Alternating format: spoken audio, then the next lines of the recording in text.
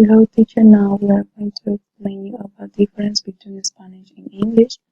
So the first difference is Spanish nouns have genders. In English, the only article that have is the, that it is to refer female and masculine.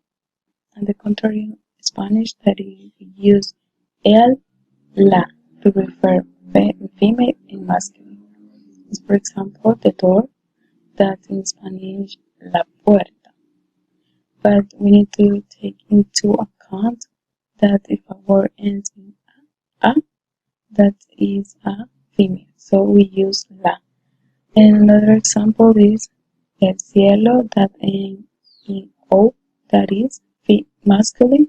So we use el. In English, it's the same, the sky. But in this example, actor is referred to masculine and actress to female. Another difference adjectives come after the noun. So the adjective in English comes before the noun and in Spanish after the noun. So the big house, that is the adjective.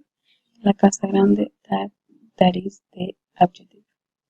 This is the same in Spanish and English, that is the only house. In Spanish, la única casa. The black cat, that in Spanish, los gatos negros. These three words are in plural, but in English, just cat. Another difference is in Spanish, the subject of a sentence often doesn't have to be stated. So in both languages, it includes subject and a verb, but in Spanish, it is not necessary to have a subject in some sentences. For example, I will run. That in Spanish, this correré, but we don't have a subject. Another example is they will eat, that means comerán, but in English exists some phrases that don't need subject, that for example, stand up, that means levántate, or sit, that means siéntate. Another difference is word order, that in both language, English and Spanish, are subject, verb, and object, but not always is the same order. As for example, in this example, John bought the book. In Spanish is John compró el libro. This is the same order. But in this, el libro lo escribió Rose. Is different in English. Rose bought the book. So, in Spanish, first is the object, then the verb, and the last is the subject.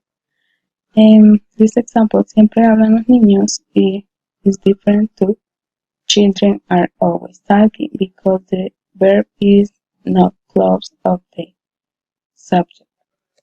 And another difference, the word it is often omitted. In English, it is usually used it, but in Spanish, not. And for example, it's called outside.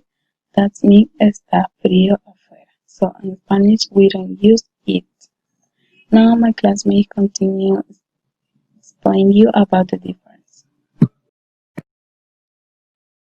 Continue talking about the differences between English and Spanish grammar. The sixth one is spelling is much easier in Spanish. In English, letters can sound long, short, or even silent, as for example, sheep and sheep, good and shoot. And in the case of Spanish, they sound the same as for example, uva, oso, and elefante. So the difference here is that vowels in English sounds different and the vowels in Spanish sounds just the same.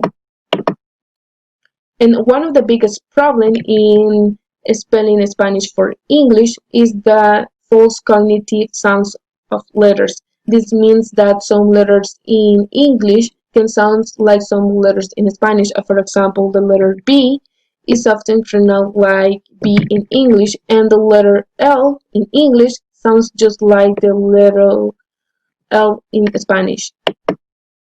The next one is capitalization and punctuation is slightly different in Spanish. So in Spanish, every time that you want to express an excitement or ask a question, the punctuation is at the beginning and at the end of a sentence. And in the case of English, The punctuation is at the end. As for example, felicitaciones, as you can see, the punctuation is at the beginning, at the end, and in the case of English, the punctuation is at the end. Congratulations. The next one is possessive nouns doesn't exist in Spanish. As we know in English, we have to do a slam and apostrophe s to at the end of a noun, and then you may add a possessive. As for example, my father's house, my mother's dress. And in Spanish, as I say, it doesn't exist. However, they use the to link the possession to its owner. As for example, el carro de Diego, la camisa de Carla, la computadora de Gustavo. The next one is there are a few prepositions in Spanish. In English, they use a lot of prepositions to determine like location, time, or the space of an object, as for example, in, over, under, about, on, across, and behind.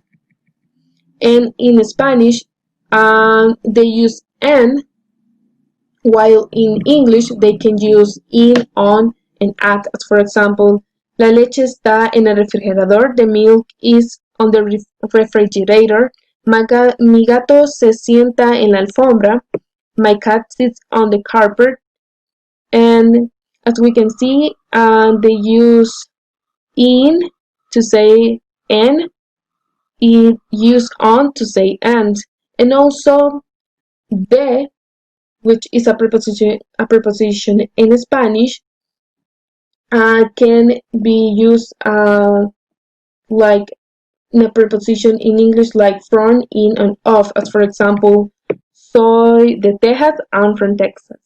And the last one is negations in Spanish is simpler. In English, they use prefixes to create words in a negative meaning, or they can use not or not. As for example, efficient and inefficient, grateful and ungrateful. I'm not agree with agree. And in the case of Spanish, they do it just as simple as that they just add not before a verb. And also in Spanish, they use double negatives. For example, I don't want nothing is correct in Spanish, while in English, not, because in English they don't use